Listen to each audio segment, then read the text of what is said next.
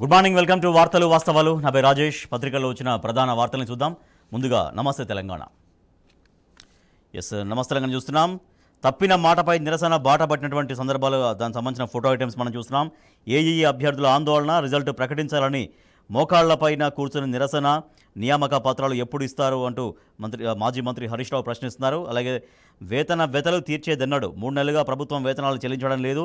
CM నివాసానికి తరలి వచ్చిన నిజామాబాద్ ఏఎన్ఎంలోని వార్త చూస్తున్నాం. అలాగే గురుకుల అభ్యర్థుల మొర వినండి, నియామకాల్లో అవకతవకలపైన చర్యలు తీసుకోవాలని ధర్నా, ముఖ్యమంత్రి రేవంత్ రెడ్డి నివాసం వద్ద మోకాళ్లపై కూర్చొని నిరసన తెలిపినటువంటి గురుకుల విద్యార్థుల ఫోటో మనం చూస్తున్నాం. 7 తెలంగాణ మండలాలు ఇస్తేనే ప్రమాణం చేశా, నా ఒత్తిడితోనే మోడీ ఆగమేఘాలపైన ముంపు మండలాల ఆర్డినెన్స్ తెచ్చారు. మోడీ బాబు మిలాఖత్ మరోసారి బట్టబయలు, లేకపోతే సీఎంగా ప్రమాణం చేయబోనని చెప్పా. 2014 నాటి విషయాన్ని వెల్లడించిన చంద్రబాబు, పురుటి బిడ్డ నుంచి మండలాలు లాగేసిన ప్రధాని, టీడీపీతో సఖ్యత కోసం తెలంగాణకు అన్యాయం, బాబు నోటి వెంటే అసలు వాస్తవం బయటకు వచ్చింది. మండలాల్ని వెనక్కి తెస్తామంటూ మేనిఫెస్టోలో పెట్టిన కాంగ్రెస్ ఇప్పుడు బాబు మాటపై మౌనం. ఏటా 2 సార్లు అడ్మిషన్లు, జూలై ఆగస్టు, జనవరి ఫిబ్రవరి మధ్య ప్రవేశాలు, వర్సిటీలు, ఉన్నత విద్యా సంస్థల్లో కొత్త విధానం. నీటి ఆరోపణలపై జవాబు ఇవ్వండి కేంద్రం, ఎన్టీఏ, బీహార్ సర్కార్కు సుప్రీం ఆదేశం, అక్రమాల ఆరోపణలతో పరీక్ష పవిత్రకు భంగం. పెట్టుబడి సాయం వాయిదా పద్ధతిలో ఇచ్చే అవకాశం ఉన్నట్టుగా వార్త మనం చూస్తున్నాం.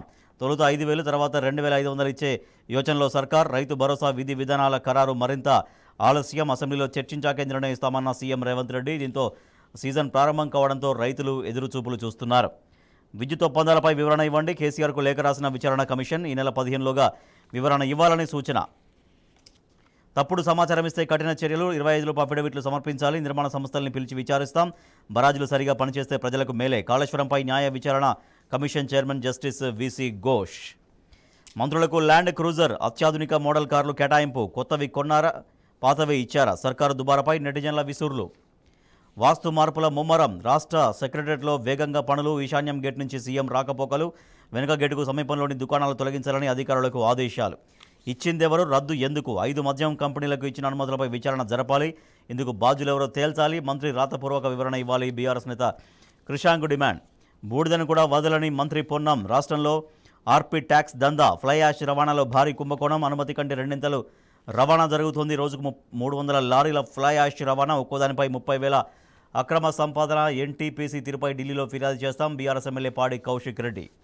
చెయ్యి తడిపితేనే కరెంటు, వ్యవసాయ విద్యుత్ కనెక్షన్లకు లంచం. గురుకులాల నిర్వీర్యానికి కుట్ర, గురుకులాలు చదువుతున్న 4 లక్షల మంది విద్యార్థులను రోడ్డున పడేస్తారా, మాజీ మంత్రి ఎమ్మెల్యే సబితా ఇంద్రారెడ్డి ఆగ్రహం. రాష్ట్ర ఆధ్వర్యంలోనే RRR ప్రాజెక్టు, త్వరలో కేంద్రాన్ని కోరాలని నిర్ణయం. తాగునీటి కోసం మహిళలు రాస్తారోకో. మెదక్ జిల్లా చిన్నశంకరంపేట పట్టణంలోని గాంధీనగర్ కాలనీలో 3-4 రోజుల నుంచి తాగునీరు రాకపోవడంతో మహిళలు రోడ్డెక్కి ఖాళీ బిందెలతో నిరసన వ్యక్తం చేశారు. విద్యార్థులకు సమస్యల స్వాగతం, నేటి నుంచి బడుల పునఃప్రారంభం.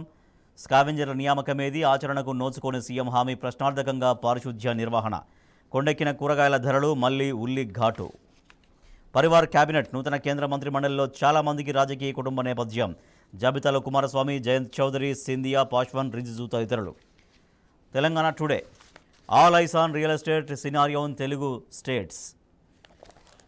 Amaravati AP capital, Naidu to take oath today. Andhra Pradesh chief minister డిజింటేజ్ N Chandrababu Naidu greeting Janasena chief Pawan Kalyan on Tuesday. Right, ఇవి పత్రికల్లో వచ్చిన ప్రధాన వార్తలు. వీటికి సంబంధించి వార్తలు వాస్తవాలు చర్చలోకి